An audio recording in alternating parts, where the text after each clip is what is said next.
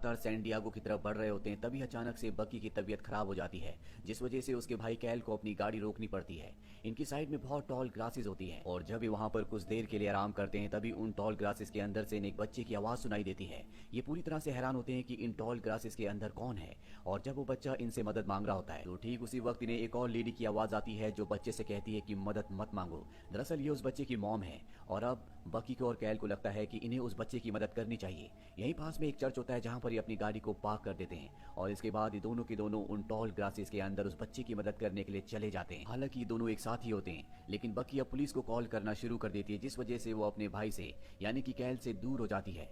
और अब ये दोनों के दोनों इन टॉल ग्रासेस में एक दूसरे से अलग हो चुके हैं, जिसके बाद ये एक दूसरे को आवाज लगाना शुरू कर देते हैं। और यहाँ पर इनके साथ एक बहुत ही अजीब चीज होती है। जब ये दोनों एक दूसरे के पास होते हैं और एक दूसरे को आवाज लगाते हैं, तो इन्हें ऐसा एहसास होता है कि ये एक दूसरे से बहुत दूर हैं। और जब ये एक दूसरे से दूर होते हैं और एक दूसरे को आवाज लगाते हैं, तो इन्हें लगता है कि ये दोनों एक दूसरे के बहुत पास हैं, यानी कि यहाँ पर कुछ सुपर नेचुरल चीजें हो रही हैं। बकी अपने भाई कैल से कहती है कि हमें टाइम वेस्ट नहीं करना चाहिए, मैं 3 तक काउंट्स करूंगी और हम एक साथ जंप करेंगे ताकि हम एक दूसरे को देख लें। और ये ऐसा ही करते हैं, ये दोनों एक दूसरे को देख लेते हैं, ये दोनों आस पास ही होते हैं। इसके बाद एक बार फिर से ये जंप करते हैं, लेकिन इस बार ये एक दूसरे को नहीं देख पाते, और इस बात से दोनों के दोनों डर जाते हैं। ये दोनों फैसला करते हैं कि ये इन टॉल ग्रासेस से बाहर निकल जाएंगे, लेकिन बहुत कोशिश करने के बाद भी ये उन टॉल ग्रासेस से बाहर नहीं निकल पाते, और इसी तरह से पूरा दिन बीत जाता है। और अब यहाँ पर रात हो चुकी है। बकी जब अपने भाई कैल को ढूंढ रही होती है, तभी उसे यहाँ पर एक आदमी दिखता है। ये आदमी उसी बच्चे का फादर होता है, जिस बच्चे ने इन्हें मदद के लिए अंदर बुलाया था। बकी उसे सारी बात बताती है कि किस तरह से बच्चे की आवाज सुनने के बाद वो अपने भाई के साथ इन टॉल ग्रासेस के अंदर आई थी, और अब वो दोनों अलग हो चुके हैं। वो आदमी कहता है कि तुम्हें मेरे साथ रहना होगा, हम जल्दी तुम्हारे भाई को ढूंढ लेंगे, और गलती से भी अपनी नजरें मुझसे दूर मत करना, नहीं तो हम दोनों भी अलग हो जाएंगे। वही हमें बकी के भाई कैल को दिखाया जाता है, जिसे चोट भी लग चुकी होती है। वो पूरी तरह से हताश होता है, और तभी उसके पास वही बच्चा आता है, जिसकी आवाज सुनकर ये दोनों के दोनों इन टॉल ग्रासेस के अंदर आ गए थे। इस बच्चे का नाम टॉबिन होता है। वो बकी को कहता है कि यहाँ ग्रास में एक बहुत ही खास बात है, ये किसी भी मरी हुई चीज को अपने अंदर नहीं लेती। लेकिन कैल को उसकी बातों में कोई इंटरेस्ट नहीं होता। वो किसी भी कीमत पर अपनी बहन को ढूंढना चाहता है, ताकि वो इन टॉल ग्रासेस से निकल सके। साथ ही उसकी बहन प्रेग्नेंट भी होती है। अब यहाँ पर कैल उस बच्चे से पूछता है कि तुम यहाँ पर कैसे आए। रॉबिन उसे बताता है कि मैं अपनी फैमिली के साथ यहाँ पर चर्च में आया था, और जब मैं इन टॉल ग्रासेस के पास आया तो मुझे किसी आदमी की आवाज सुनाई दी जो मदद मांग रहा था, और मैं उसकी मदद करने के लिए इन टॉल ग्रासेस के अंदर आ गया। जब मेरे मॉम डैड ने मुझे इन ग्रासेस के अंदर आते हुए देखा, तो वो भी मेरे पीछे पीछे आ गए, और हम सब यहाँ पर फंस गए। यानी कि जो बकी और कैल के साथ हुआ था, वही टॉबिन और उसके परिवार के साथ भी हुआ है। टॉबिन कैल को बताता है कि तुम्हारी बहन मारी जाएगी। ये सुनकर कैल पूरी तरह से हैरान हो जाता है, क्योंकि उसने अपनी बहन के बारे में उसे कुछ नहीं बताया था। कैल पूछता है कि तुम मेरी बहन को कैसे जानते हो। टॉबिन कहता है कि मैं तुम्हारी बहन को नहीं जानता, ये सब मुझे एक रॉक ने बताया है, और उस रॉक को टॉल ग्रासेस ने बताया है। और इसके बाद वो कैल को लेकर उस रॉक के पास जाता है, और जैसे वो उस रॉक को हाथ लगाने वाला होता है, उसे अपनी बहन बकी की आवाज सुनाई देती है। वो भी उसे आवाज लगाता है, लेकिन इसका कोई भी फायदा नहीं होता। वहीं ग्रासेस के बाहर हमें एक और आदमी को दिखाया जाता है, जिसका नाम ट्रेविस है, और ये बकी का हस्बैंड है। दरअसल ये अपनी वाइफ को ढूंढने के लिए यहाँ पर आया है, और उसने अपनी वाइफ की और कैल की गाड़ी को बाहर देख लिया है, इसीलिए उसे पूरा यकीन है कि वो दोनों के दोनों इन टॉल ग्रासेस के अंदर हैं। और जब वो इन टॉल ग्रासेस के अंदर जाता है, तो उसे सबसे पहले टॉबिन मिलता है। टॉबिन उसे कहता है कि मुझे पता है कि तुम अपनी वाइफ बकी को ढूंढने के लिए यहाँ पर आए हो, लेकिन इसका कोई भी फायदा नहीं है, क्योंकि अब वो मारी जा चुकी है। और इसके बाद वो ट्रेविस को उसकी वाइफ बकी की डेड बॉडी के पास ले जाता है, जिसे देखकर ट्रेविस पूरी तरह से टूट जाता है। वो पूरी रात वहीं पर रोता रहता है, साथ ही अपनी वाइफ का नेकलेस भी वो अपने पास रख लेता है। अब ट्रेविस यहाँ से निकलना चाहता है, लेकिन पूरी कोशिश करने के बाद भी वो यहाँ से नहीं निकल पाता। अगली सुबह उसे ग्रासेस के बाहर से एक बच्चे की आवाज आती है। वो उस बच्चे को मदद के लिए आवाज लगाता है, और बाहर हमें दिखाया जाता है कि वो बच्चा और कोई नहीं बल्कि टॉबिन है, जो उसकी आवाज सुनकर इन टॉल ग्रासेस के अंदर आ जाता है, और उसके पीछे पीछे उसके मॉम और डैड भी। जिसके बाद टॉबिन और उसके मॉम डैड भी इन ग्रासेस में खो जाते हैं। इन्हें यहाँ पर कई दिन हो चुके हैं, और इसके बाद इस कहानी की शुरुआत का सीन दिखाया जाता है, जहाँ पर बकी अपने भाई कैल के साथ यहाँ पर आई है, और उन्हें टॉबिन की आवाज आती है। टॉबिन उन्हें मदद के लिए बुलाता है, और टॉबिन की मॉम उसे ऐसा करने के लिए मना कर रही होती है, जिसके बावजूद कैल और बकी दोनों के दोनों टॉल ग्रासेस के अंदर आ जाते हैं। यहाँ पर हमें समझ में आ जाता है कि ये एक तरह का लूप है, जिसमें ये फंस चुके हैं, यानी कि इनकी जिंदगी में बार बार वही चीजें घट रही हैं कि किस तरह से एक के बाद एक ये इन टॉल ग्रासेस के अंदर आए। अब इन ग्रासेस के अंदर दिखाया जाता है जहाँ पर बकी साथ ही उसका भाई कैल एक दूसरे को आवाज दे रहे हैं, जैसा कि हमने कहानी की शुरुआत में देखा था। इसके अंदर अब बकी का हस्बैंड भी है, जिसका नाम ट्रेविस है।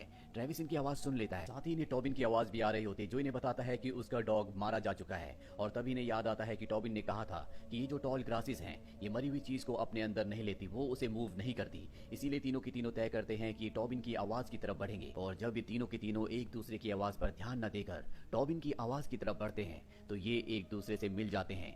यहाँ पर ट्रेविस इन दोनों को बताता है कि तुम दोनों पिछले 2 महीने से गायब हो, यानी कि 2 महीने से इस लूप में फंसे हुए हैं, जिसके बारे में इन दोनों को कुछ नहीं पता होता, क्योंकि बकी और कैल को लगता है कि पिछले 1 दिन से ही वो इन टॉल ग्रासेस के अंदर खोए हुए हैं। इसका मतलब ये है कि 2 महीने से ये इस लूप के अंदर है। ये बार बार इस जगह पर आते हैं और इन टॉल ग्रासेस के अंदर एंटर होते हैं, और ऐसा पिछले 2 महीनों से चला रहा है। अब ये यहाँ से निकलने का एक प्लान बनाते हैं। ग्रासेस बहुत लंबी होती है, इसीलिए टॉबिन को ये अपने कंधे पर बिठा लेते हैं और चर्च की बिल्डिंग की तरफ बढ़ना शुरू कर देते हैं। और तभी बकी को एक अननोन नंबर से कॉल आता है।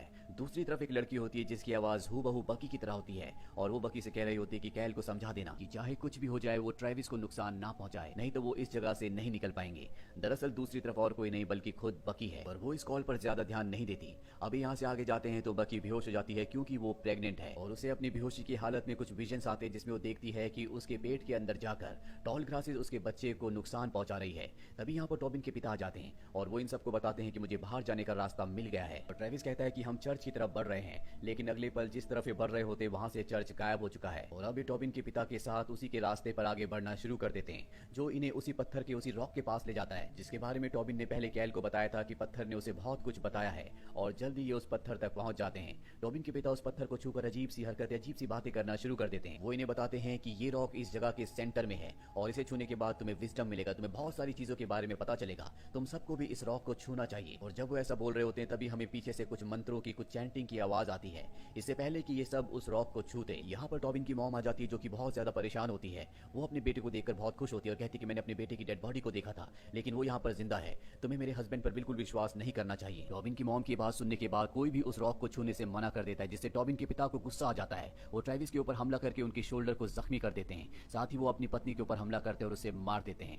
इसके बाद ये सब के सब यहाँ से टॉबिन के पिता से बचकर भागते हैं, जहाँ इन्हें घर दिखता है, और ये सब के सब घर के अंदर चले जाते हैं। यहाँ पर सबको समझ में आ चुका है कि ये बार बार मरकर अपने आप ही जिंदा हो जाते हैं, ठीक उसी तरह से जिस तरह से टॉल ग्रास से जमीन पर गिरने के बाद, टूटने के बाद भी नहीं मरती, बल्कि दोबारा से उग जाती है। इनका जीवन भी टॉल ग्रासेस की तरह हो चुका है, जहाँ पर ये बार बार मरने के बाद दोबारा से जिंदा हो जाते हैं। अब ये इस घर की छत पर जाते हैं और बाहर निकलने का रास्ता ढूंढने लगते हैं। तभी ये टॉबिन के डॉग को देखते हैं, जो एक होल से अंदर जाता है, और अगले पल वो बाहर सड़क पर होता है। ट्रेविस समझ जाता है कि यहाँ से निकलने का सिर्फ एक यही रास्ता है। भी कैल को कुछ आवाजें आती हैं, और अगले पल वो ट्रेविस को बिल्डिंग की छत से नीचे गिरा देता है। यहाँ पर टॉबिन के पिता भी आ चुके हैं, जो इन्हें मारना चाहते हैं। कैल, बकी और टॉबिन यहाँ से भागते हैं, लेकिन अब बकी को पता चल चुका है कि उसके पति ट्रेविस को कैल ने ऊपर से नीचे गिराया है, इसीलिए वो अकेले ही टॉल ग्रासेस के अंदर चली जाती है। तभी टॉबिन के पिता कैल को पकड़ लेते हैं, उसे मारने की कोशिश करते हैं, और तभी कैल देखता है कि उसकी यहाँ पर और भी कई सारी डेड बॉडीज है, जिसका मतलब ये है कि उसे इसी जगह पर कई बार पहले मारा जा चुका है। इसके बाद टॉबिन के पिता बकी के पीछे जाते हैं, उसे पकड़ लेते हैं, पर इससे पहले कि वो उसे मारते, वो यहाँ से भागने में कामयाब हो जाती है। बकी को यहाँ पर और भी कई लोगों की आवाजें आती हैं, और तभी वो देखती है कि यहाँ पर कुछ ऐसे लोग भी हैं जो यहीं के हैं, जिन्हें ग्रासमैन कहा जाता है, जिनके चेहरे ग्रास की तरह है। ये बकी को उठाकर उसी रॉक की तरफ ले जाते हैं जहाँ से भाग कर आए थे, और साथ ही कुछ मंत्रों का उच्चारण भी कर रहे होते हैं। और जब ये उस रॉक के पास पहुंच जाते हैं, यहाँ से बकी अपने आप को ही कॉल करती है और चिल्ला चिल्ला कर कहती है कि कैल, ट्रेविस को नुकसान मत पहुंचाना। और यहाँ पर ये कॉल वही कॉल होती है जो हमने कहानी के पहले भी सुनी थी, जहाँ पर बकी को एक लड़की का कॉल आया था और वो चिल्ला चिल्ला कर कह रही थी कि ट्रेविस और कैल की आपस में फाइट मत होने देना। दरअसल उसने अपने आप को ही कॉल किया था। अब बकी के सामने जो रॉक होता है वो अपने आप ही जमीन में धंस जाता है, जिसके अंदर कई सारे हाथ होते हैं जो बकी को नीचे खींचना चाहते हैं। बकी ये सब देखकर बेहोश हो जाती है, और जब उसे होश आता है तो देखती है कि उसके बच्चे के साथ उसका भाई कैल है, जो अपनी बहन बकी को कुछ खिलाता है। लेकिन अगले पल वो टॉबिन के पिता के रूप में बदल जाता है, यानी कि ये टॉबिन के पिता है, और उसने उसके बच्चे को मार दिया है। अब यहाँ पर ट्रेविस और टॉबिन भी आ जाते हैं। टॉबिन सबको बताता है कि उसके पिता बार बार इन सबको मारेंगे। इसके बाद टॉबिन के पिता ट्रेविस के ऊपर हमला करके उन्हें बुरी तरह से जख्मी कर देते हैं, और अपने बेटे टॉबिन को पकड़कर उससे रॉक को, उस पत्थर को टच करवाने की कोशिश करते हैं। पर तभी बकी पीछे से उसके ऊपर हमला कर देती है,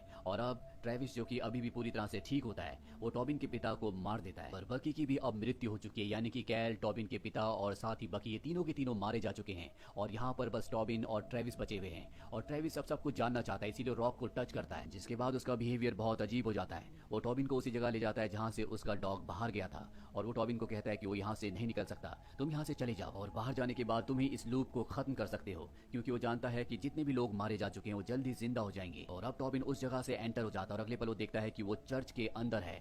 चर्च का दरवाजा खोलकर जब वो बाहर आता है तो देखता है कि वहाँ पर एक गाड़ी है, और ये गाड़ी बकी की और उसके भाई कैल की होती है, जिन्हें टॉल ग्रास के अंदर से किसी बच्चे की आवाज आ रही होती है, जो कि टॉबिन की होती है। वो उन्हें अंदर मदद के लिए बुला रहा होता है, पर इससे पहले कि अंदर जाते वो टॉबिन जो बाहर है वो इन तक पहुंच जाता है और कहता है कि इन ग्रासेस के अंदर मत जाना। इन दोनों को कुछ भी समझ में नहीं आता।